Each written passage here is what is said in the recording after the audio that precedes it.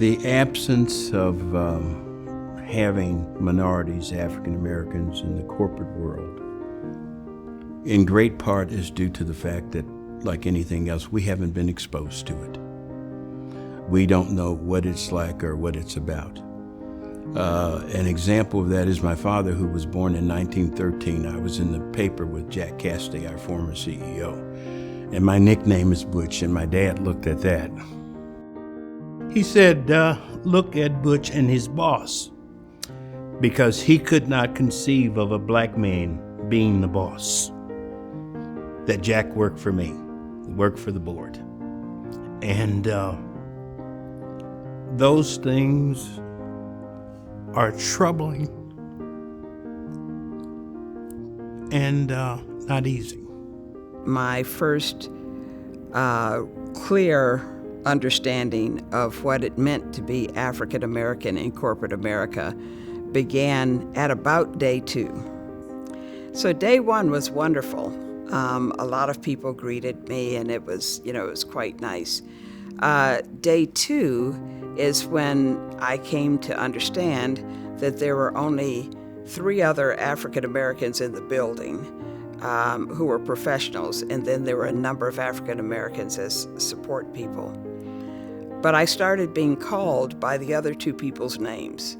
So I thought for a minute, well, I'm new, so people don't necessarily know my name. But that continued for about 7 years. So it was quite interesting. And I know what the phenomenon is. It happens when people are not exposed to people who are much different than they. Then all those people who are different begin to look alike. So that's why the brain will do things like have people be called by other names. Nonetheless, it still erodes your sense of belonging. During that time, many banks had manager trainee programs, and I was accepted into the manager trainee program. There was an orientation of all the new manager trainees that were coming into the bank. I was the only African American in my class of trainees and the only female. So I was in a room with all white males in blue suits. So all eyes shifted to me because, as you know, banking for a long time was a male-dominated industry.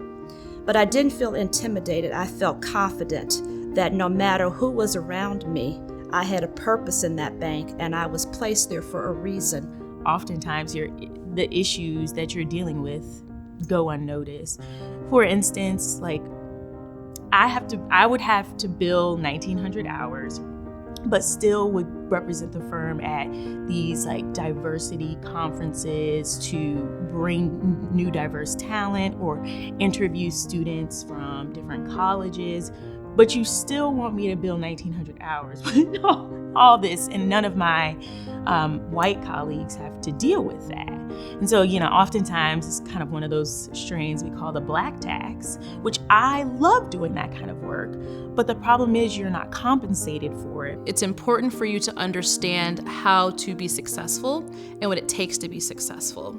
It's also important for you to stay true to yourself. So I feel like there's a fine line and there's a middle that you can find. I wear this bracelet, so whenever I have to do something that I feel like I need to have courage for, so the bracelet says WWHD. What would he do? What would a white man do? He's gonna demand more. He's gonna request more. He's gonna command. Why are you making yourself small, right? So it's kind of like the way that I give myself that pep talk, because as I've raised or kind of moved up in corporate America, the room has gotten less and less diverse, right? Generally, I am the only black person in the room. If I'm lucky, there might be 2 or 3 other white females. But generally, I'm the only black female in the room, and I've had to get comfortable with that. And you always have that kind of internal back and forth going, don't be the angry black woman. Say what you need to say. Be assertive. Are you sure you're assertive? Like you're talking to yourself as you're talking sometimes. And then whenever I do that, I'm like, wait, no, he wouldn't do that. He wouldn't care. He'd be like, I want you to do this. This is what we're going to do. There would be no delay, no hesitation, no pause. But as a black female, you kind of shrink yourself. And so this is like, Erica, don't shrink yourself. Stand up tall.